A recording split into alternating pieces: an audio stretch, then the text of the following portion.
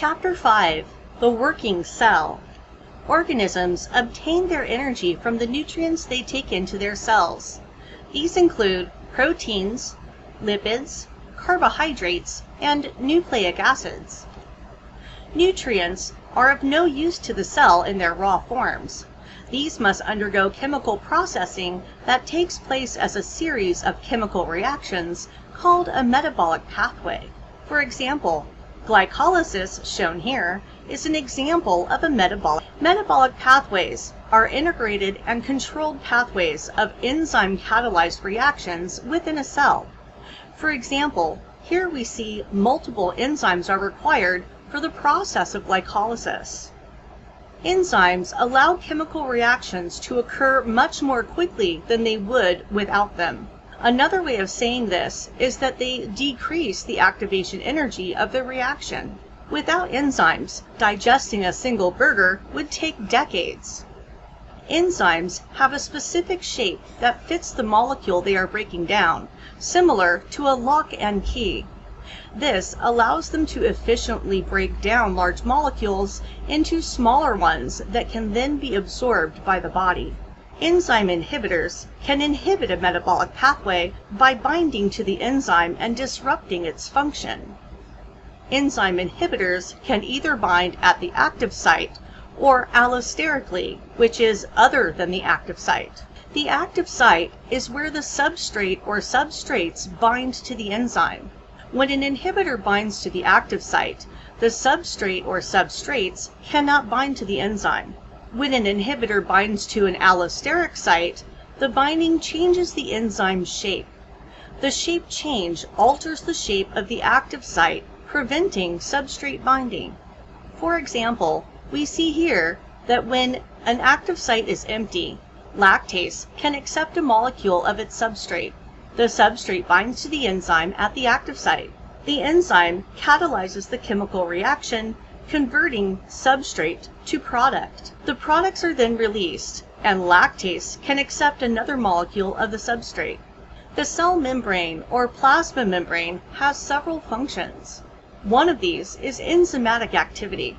Enzymes may form an assembly line that carries out the steps of a pathway within the plasma membrane. The plasma membrane can also function in cell signaling. A binding site fits the shape of a chemical messenger. The messenger may cause a change in the protein that relays the message to the inside of the cell. The cell membrane can have attachments to the cytoskeleton and the extracellular matrix. Such proteins help maintain cell shape and coordinate physical changes. Proteins located in the membrane can function as transport vessels. A protein may provide a channel that a chemical substrate can pass through.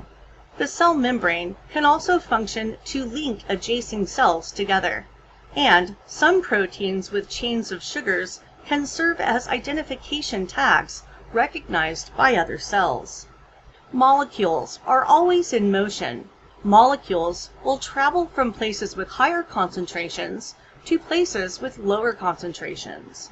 Assume that this membrane has tiny holes that will allow dye molecules to pass through.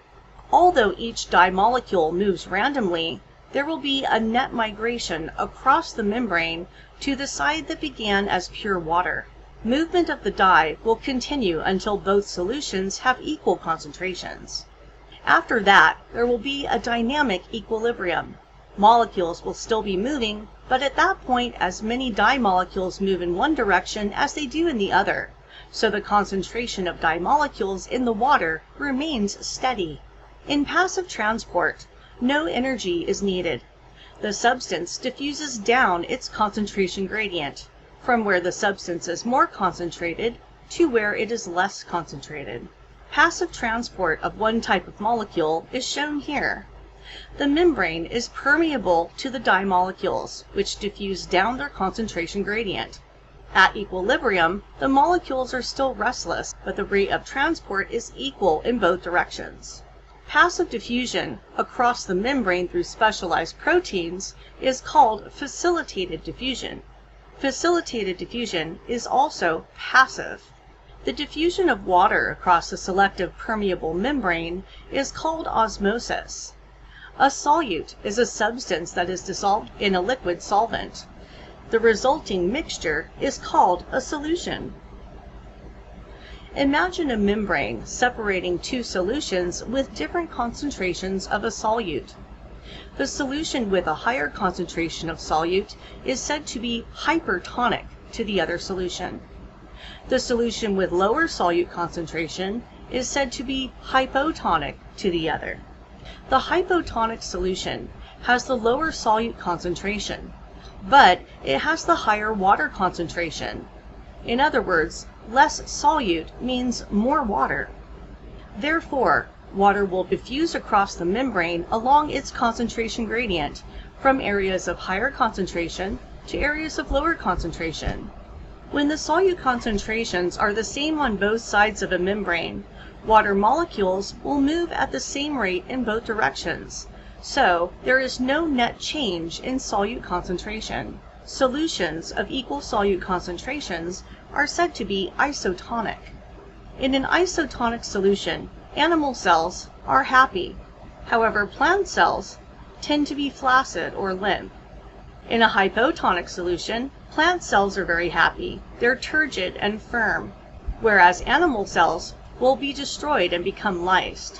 In a hypertonic solution, plant cells become shriveled, and animal cells will undergo crenation, in which they shrivel up and die. Active transport requires energy. This energy is provided usually in the form of ATP. In active transport, a solute moves against its concentration gradient. This is in the direction opposite the way it would flow naturally. Transport proteins are specific in their recognition of atoms or molecules. This transport protein has a binding site that accepts only a certain solute.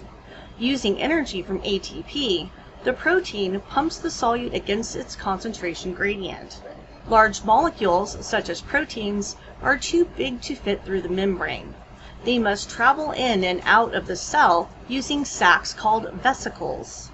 Exocytosis is a process in which proteins exit the cell from transport vesicles that fuse with the plasma membrane, thus spilling the contents to the outside of the cell. In endocytosis, a cell takes in material by vesicles that bud inward. One type of endocytosis, called phagocytosis or cellular eating, is when a cell engulfs a particle and packages it within a food vacuole.